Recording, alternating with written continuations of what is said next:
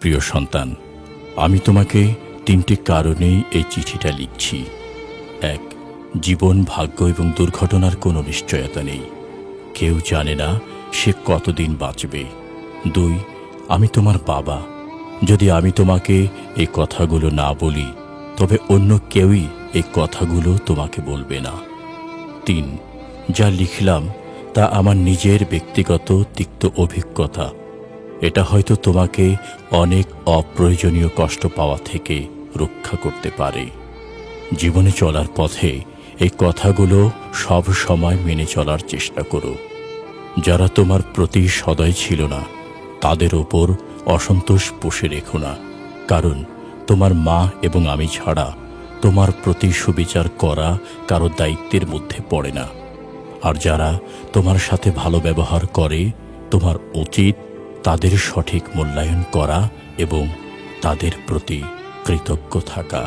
তবে তোমার সতর্ক থাকতে হবে এই জন্য যে প্রতিটি মানুষেরই প্রতি পদক্ষেপের নিজ নিজ উদ্দেশ্য থাকতে পারে। একজন মানুষ আজ তোমার সাথে ভালো, তার মানে এই নয় যে সে সব সময় ভালো থাকবে। কাজেই খুব দ্রুত কাউকে প্রকৃত বন্ধু ভেবো না। জীবনে কিছুই কিংবা কেউই অপরিহার্য নয় যা তোমাকে পেতেই হবে।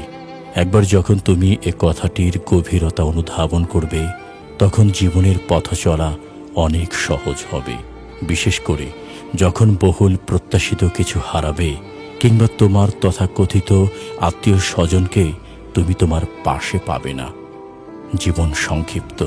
আজ তুমি জীবনকে অবহেলা করলে কাল জীবন তোমাকে ছেড়ে যাবে। কাজেই জীবনকে তুমি যত তাড়াতাড়ি মূল্যায়ন করতে শিখবে, জীবনকে তত বেশি উপভোগ করতে পারবে। ভালোবাসা একটি ক্ষণস্থায়ী অনুভূতি ছাড়া আর কিছুই নয়। মানুষের মেজাজ আর সময়ের সাথে সাথে এই অনুভূতি বিবর্ণ হবে। যদি তোমার তথাকথিত কাছের মানুষ তোমাকে ছেড়ে চলে যায়, তাহলে ধৈর্য ধরো। সময় তোমার সব ব্যথা বিষণ্ণতাকে ধুয়ে মুছে দেবে। কখনো প্রেম ভালোবাসায় মিষ্টতা এবং সৌন্দর্যকে নিয়ে বাড়াবাড়ি করবে না। আবার ভালোবাসা হারিয়ে বিষণ্ণতায়ও অতিরঞ্জিত হবে না। অনেক সফল লোক আছেন যাদের হয়তো উচ্চশিক্ষা ছিল না।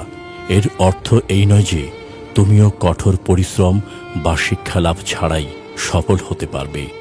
তুমি যতটুকু জ্ঞানী অর্জন করো না কেন, তাই হলো তোমার জীবনের অস্ত্র। কেউ ছেঁড়া কাঁথা গায়ে জড়িয়ে লাখ টাকার অধিকারী হতেই পারে, তবে এই জন্য তাকে অবশ্যই কঠোর পরিশ্রম করতে হবে।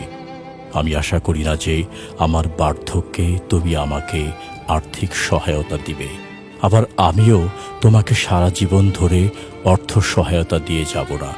যখনই তুমি প্রাপ্তবয়স্ক হবে, তখনই বাবা হিসেবে আমার অর্থ সহায়তা দেবার দিন শেষ।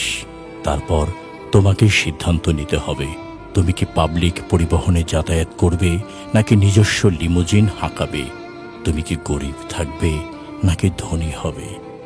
তুমি সব সময় তোমার কথার মর্যাদা রাখবে, কিন্তু অন্যদের কাছে তা আশা করো না।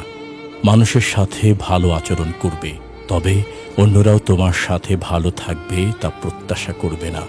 যদি তুমি এটি না বুঝতে পারো, তবে শুধু অপ্রয়োজনীয় যন্ত্রণাই পাবে।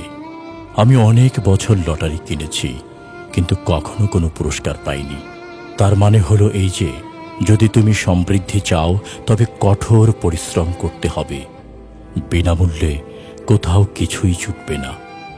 তোমার সাথে আমি কতটা সময় থাকব সেটা কোনো ব্যাপার না, বরং চলো আমরা আমাদের একসাথে কাটানো মুহূর্তগুলো উপভোগ করি, মূল্যায়ন করি। এটি ভালোবাসা সহ তোমার বাবা।